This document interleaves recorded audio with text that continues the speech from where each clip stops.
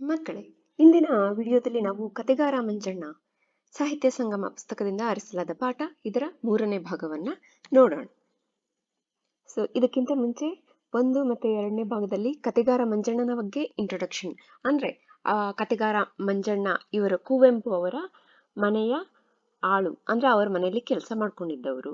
ಅವರು ಯಾವ ರೀತಿಯ ಮನುಷ್ಯ, ಅವರು ನೋಡೋದಕ್ಕೆ ಯಾವ ತರ ಇದ್ರು, ಮತ್ತೆ ಅದರ ಜೊತೆ ಈ ಮಕ್ಕಳಿಗೆ ಅಂದ್ರೆ ಕುವೆಂಪು ಮತ್ತು ಅವರ ಇನ್ನು ಒಂದು 2-3 ಜನ ಮಕ್ಕಳು, ಅವರ ರಿಲೇಟಿವ್ಸ್ ಇಲ್ಲ ಅವರ ಕಸಿನ್ಸ್, ಅವರ ಜೊತೆ ಇವರ ಸಂಬಂಧ, ಮಂಜಣ್ಣ ಅವರ ಸಂಬಂಧ ಹೇಗಿತ್ತು, ಮತ್ತೆ ಅವರು ಯಾಕೆ ಇಷ್ಟಪಡ್ತಾ ಇದ್ರು ಮಂಜಣ್ಣ ಅಂತ ಕುವೆಂಪು ಕಥೆಗಾರ ಮಂಜಣ್ಣ ಅಂತಾನೆ ಒಂದು ಪಾಠವನ್ನ ಬರೆದ್ಬಿಟ್ಟಿದ್ದಾರೆ. ಅವರ ಬಾಲ್ಯದ ನೆನಪುಗಳು ಇದು.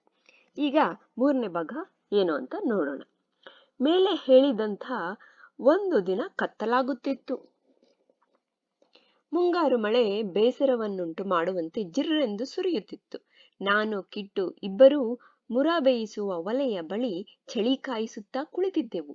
ದೊಡ್ಡ ಒಲೆಯ ಬೆಂಕಿಯ ಪ್ರಕಾಶ ದೇದೀಪ್ಯಮಾನವಾಗಿತ್ತು. ವಾಸು ಸೀತೆ ಇಬ್ಬರನ್ನು ಹಲಸಿನ ಬಿತ್ತ ತರುವುದಕ್ಕೆ ಕಳಿಸಿದ್ದೆವು. ಹಲಸಿನ ಬಿತ್ತಗಳ ಸವಾರಿ ಬಂತು. ಎಲ್ಲರೂ ಸೇರಿ ಅವುಗಳನ್ನು ಕಚ್ಚಿ ಕಚ್ಚಿ ಕೆಳಗಿಟ್ಟೆವು. ಏಕೆಂದರೆ ಕಚ್ಚಿ ಗಾಯ ಮಾಡಿ ಒಲೆಗೆ ಹಾಕದಿದ್ದರೆ ಅವು ಸಿಡಿಯುವವು ಎಂಬ ಭಯ. ಹೆಚ್ಚೇನು, ನಮ್ಮ ಪಾಲಿಗೆ ಅದೊಂದು ದೊಡ್ಡ ನಂಬಿಕೆಯೇ ಆಗಿತ್ತು. ಬಿತ್ತಗಳನ್ನು ಇನ್ನು ಒಲೆಗೆ ಹಾಕಿರಲಿಲ್ಲ. ದಹನ ಸಂಸ್ಕಾರ ಮುಗಿಯುವುದಕ್ಕೆ ಮುಂಚೆಯೇ ನಮ್ಮ ಅಪ್ಪಯ್ಯ, ಚಿಕ್ಕಪ್ಪಯ್ಯ ಇವರ ಮಾತು ಕೇಳಿಸಿತು. ಬೀಜಗಳನ್ನೆಲ್ಲ ಹುದುಗಿಸಿಟ್ಟು ಏನೋ ತಿಳಿಯದವರಂತೆ ಕುಳಿತೆವು. ಸ್ವಲ್ಪ ಹೊತ್ತಿಗೆ ಮುಂಚೆ ಒಬ್ಬನನ್ನು ಕೊಲೆ ಮಾಡಿ ಸುಲಿಗೆ ಮಾಡಲು ಸಿದ್ಧರಾಗಿದ್ದ ಟಕ್ಕರಂತೆ ಗುಂಪು ಸೇರಿ ಕುಳಿತಿದ್ದ ನಾವು ಈಗ ವನಗಳಲ್ಲಿ ವಿಕಸಿತವಾದ ತಲೆದೂಗಿ ನಲಿವ ಮುಗ್ಧ ಕುಸುಮಗಳಂತೆ ನಟಿಸಿ ಕುಳಿತೆವು. ಈಗ ಇದರ ಎಕ್ಸ್ಪ್ಲನೇಷನ್ ನೋಡೋಣ. ಮೇಲೆ ಹೇಳಿದಂತ ಒಂದು ದಿನ ಕತ್ತಲಾಗುತ್ತಿತ್ತು ಅಂದ್ರೆ, ಮೇಲೆ ಹೇಳಿದಂತಂದ್ರೆ ನಾವು ಹಿಂದಿನ 2ನೇ ಭಾಗದಲ್ಲಿ ಲಾಸ್ಟ್ ಪ್ಯಾರಾಗ್ರಾಫ್ ಅಲ್ಲಿ ಏನ್ ನೋಡಿದ್ವಿ ಅಂದ್ರೆ, ಕತ್ಲು ಯಾವಾಗಾಗುತ್ತೋ ಅಂತ ಈ ಮಕ್ಕಳೆಲ್ಲ ಕಾಯ್ತಿದ್ರು. ಯಾಕೆ ಅಂದ್ರೆ ಮಂಜಣ್ಣ ತನ್ನ ಆ ಮುದಿ ಬಾಯಿಯಿಂದ ಕತೆಗಳನ್ನ ಹೇಳ್ತಾ ಇದ್ದ. ಈ ಮಕ್ಕಳಿಗೆ ತುಂಬಾ ಇಂಟ್ರೆಸ್ಟ್ ಇರ್ತಾ ಇತ್ತು ಕತೆ ಕೇಳೋದಕ್ಕೆ. ಆ ರೀತಿ ಮೇಲೆ ಹೇಳಿದಂತ ಒಂದು ದಿನ ಕತ್ಲಾಗ್ತಾ ಇತ್ತು. ಆಗ ಮಳೆಗಾಲ, ಮುಂಗಾರು ಮಳೆ ಅಂದ್ರೆ ಮಾನ್ಸೂನ್ ಸೀಸನ್. ಮುಂಗಾರು ಮಳೆ ಬೇಸರ ಉಂಟು ಮಾಡೋ ರೀತಿ ಬರ್ತಾನೆ ಇತ್ತು. ಮಳೆ ಒಂದೇ ಸಮ ಬರ್ತಾ ಇರುತ್ತೆ ಮುಂಗಾರು ಮಳೆ ಸ್ಟಾರ್ಟ್ ಆದ್ರೆ. ಅದು ಇವರು ಇದ್ದಿದ್ದು ಮಲೆನಾಡಿನ ಕಡೆ. ಕುವೆಂಪು ಅವರ ಮನೆ, ಅವರ ಬಾಲ್ಯ ಜೀವನ ಎಲ್ಲ ಮಲೆನಾಡಿನ ಕಡೆ. ಅವರ ಮನೆ ಎಲ್ಲ ಇದ್ದಿದ್ದು ಮಲೆನಾಡಲ್ಲಂತೂ ಇನ್ನೂ ಹೇಳೋದೇ ಬೇಡ, ಯಾವಾಗ್ಲೂ ಸುರಿತಾನೆ ಇರುತ್ತೆ ಮಳೆ. ಅದು ಮುಂಗಾರು ಮಳೆ ಅಂತೂ ಇನ್ನೂ ಬರ್ತಾನೆ ಇರುತ್ತೆ. ಅವ್ರ ಮನೆ ಮೇಲೆ ಚಾವಣಿ ಎಲ್ಲ ಫುಲ್ಲು ಗ್ರೀನ್ ಆಗಿ ಒಂದೊಂದು ಹುಲ್ಲು ಗಿಲ್ಲು ಎಲ್ಲ ಬೆಳೆದ್ಬಿಟ್ಟಿರುತ್ತೆ. ಆ ರೀತಿ ಇರುತ್ತೆ ಮಲೆನಾಡಿನಲ್ಲಿ. ತುಂಬಾ ಸುಂದರವಾಗಿರೋ ಮಲೆನಾಡು. ಓಕೆ, ಈಗ ನೋಡೋಣ.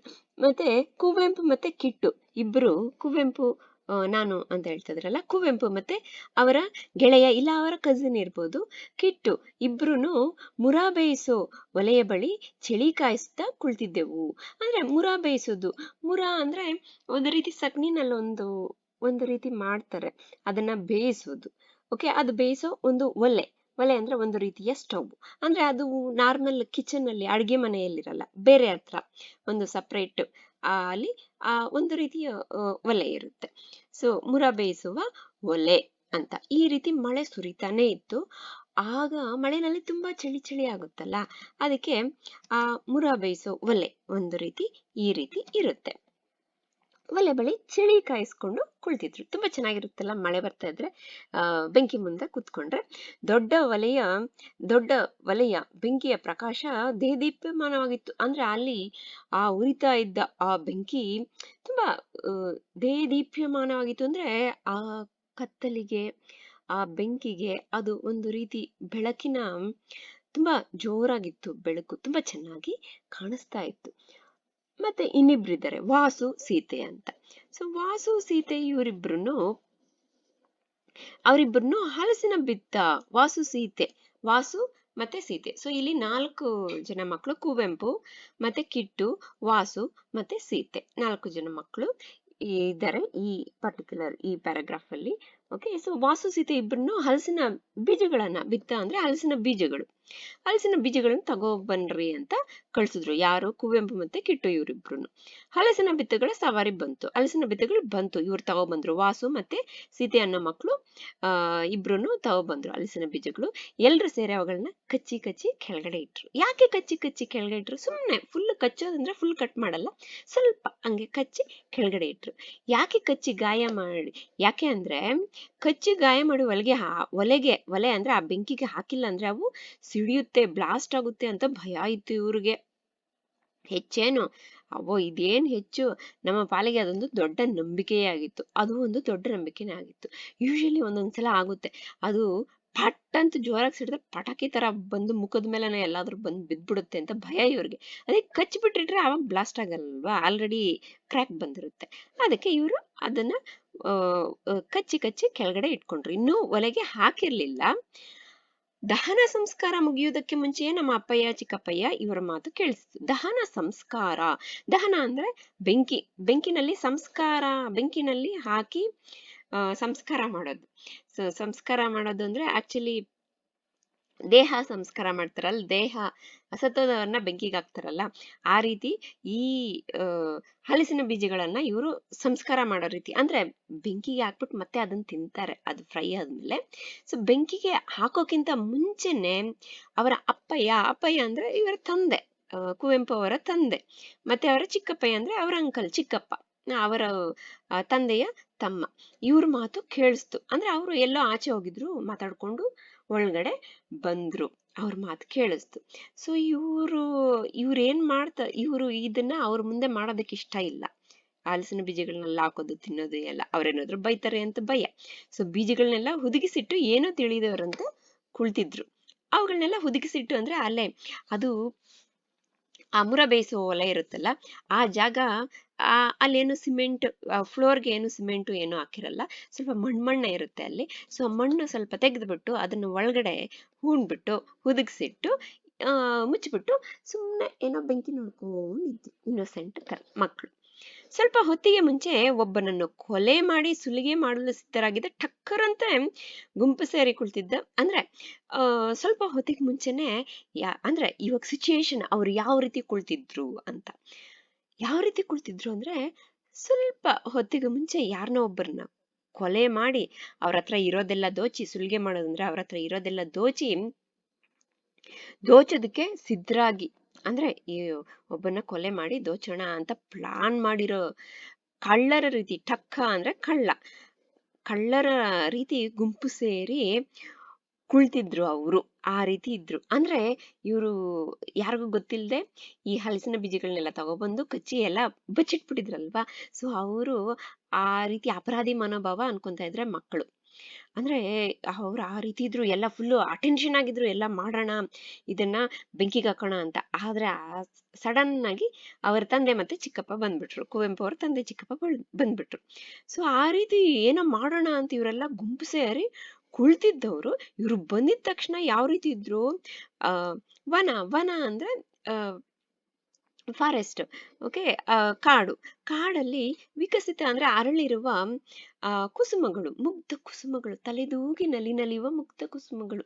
ಅಂದ್ರೆ ತಲೆ ಬಾಗಿಸಿ ತುಂಬಾ ಸಂತೋಷದಿಂದ ಮುಗ್ಧವಾಗಿ ಏನು ಗೊತ್ತಿಲ್ಲದೆ ಇರೋ ಹೂವುಗಳ ರೀತಿ ಅವ್ರ ಮುಖ ಮಾಡ್ಕೊಂಡು ನಟನೆ ಮಾಡ್ಕೊಂಡು ಕುಳಿತಿದ್ರು, ಏನು ಗೊತ್ತಿಲ್ಲದೆ ಇದ್ದಂಗೆ. ಹಲಸಿನ ಬೀಜಗಳು ಗೊತ್ತಿಲ್ಲ, ಅದನ್ನು ಕಚ್ಚಿದ್ ಗೊತ್ತಿಲ್ಲ, ಏನು ಗೊತ್ತಿಲ್ಲ ಅನ್ನೋ ರೀತಿ ಈ ಮಕ್ಕಳು ಬೆಂಕಿಯ ಮುಂದೆ, ಇವು ಹಲಸಿನ ಬೀಜಗಳು, ಬೆಂಕಿಯ ಮುಂದೆ ಕುಳಿತಿದ್ರು ಮಕ್ಕಳು.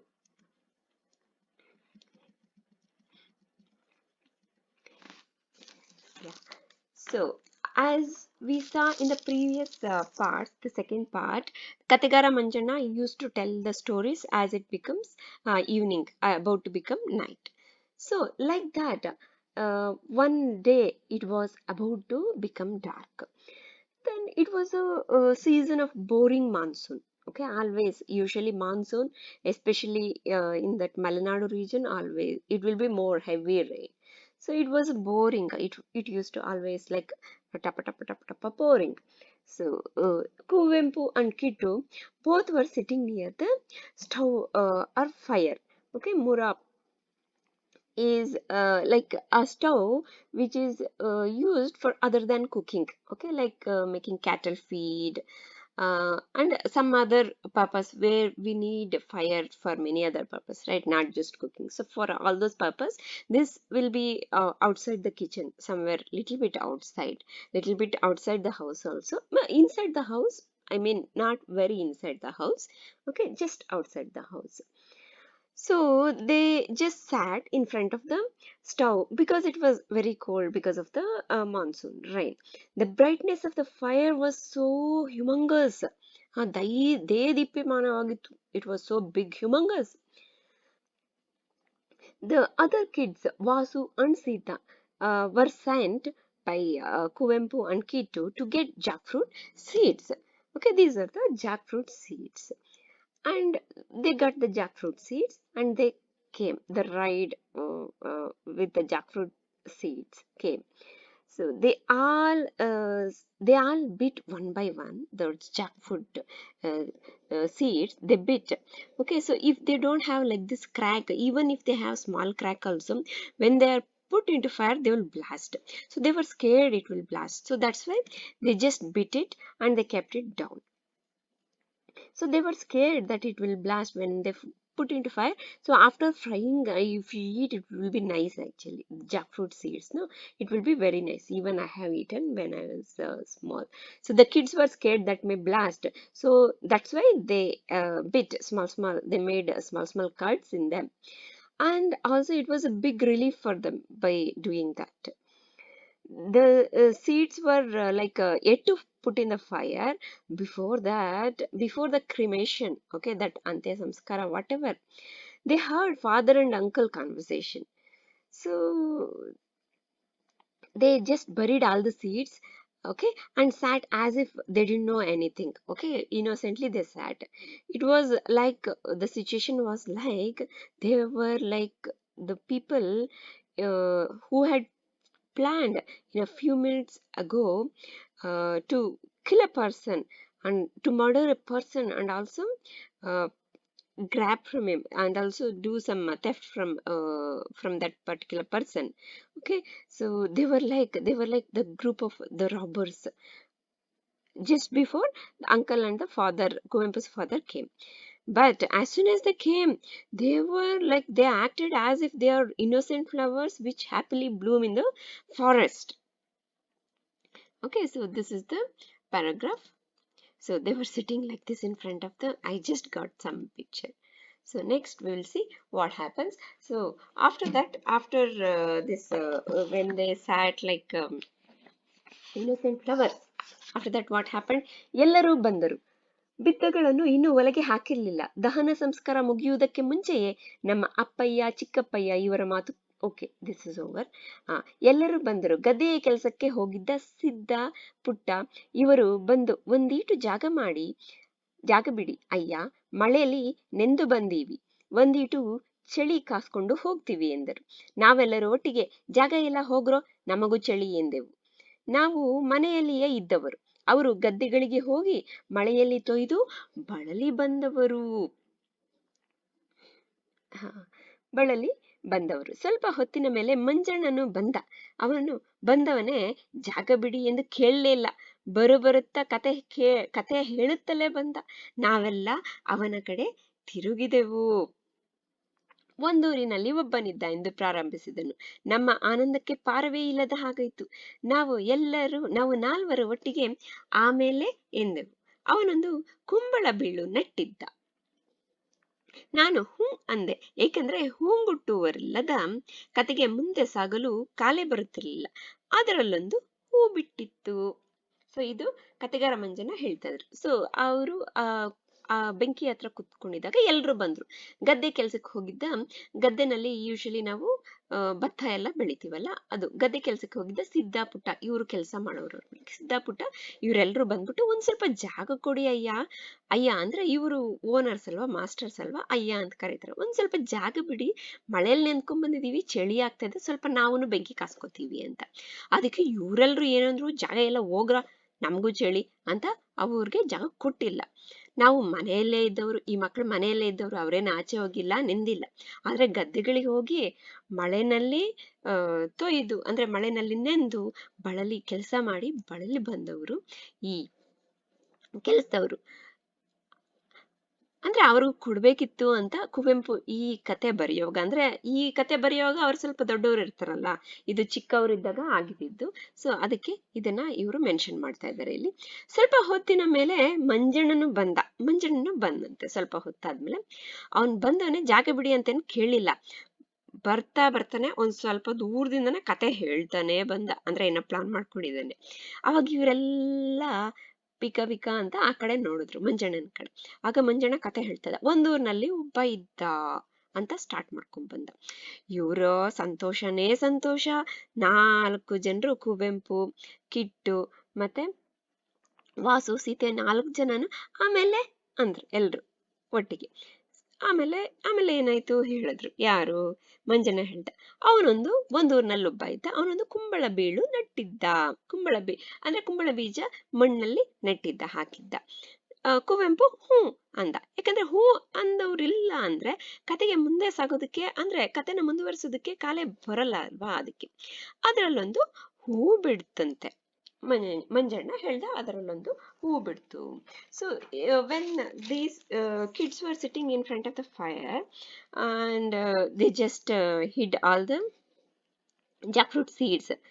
Okay, then afterwards everybody came. The workers, Siddha, Puttu, everybody came back from the paddy field work. Okay, so they asked, leave some space for us, we became wet because of rain, we also want to get warm. Then what these kids told, they all at once told, no place, get lost.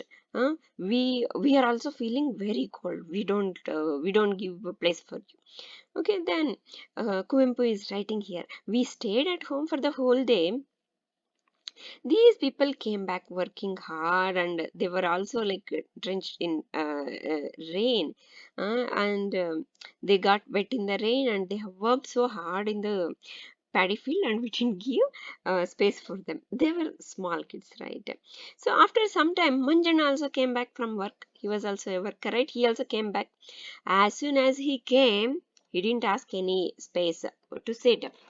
From little bit far only, he started telling story. As soon as he started telling story, all these 4 kids, they turned towards him. They stared at him. They turned their face. All the 4 faces turned towards Manjana. He started to tell a story. Once upon a time, there was a man. So there was no limitation for the joy for these kids. The 4 together told, later what happened? Okay, so the kid who was Sahithya and the writer, the Kuvempu, they were all very much interested. Then Manjana told, that person planted pumpkin sapling. Kumbala Bilu nettidda pumpkin sapling. Okay, that's the story started here. Then Kuvempu told, because without humming, the story won't go far. That's why he did. So after that, Manjana told, a flower bloomed in that plant. Okay, so we will see till here. The remaining we'll do it in the next part, as this is a very big lesson and I am doing like I'm explaining two times, twice. I'm explaining twice. So it will take more time and more parts of the video also. Okay.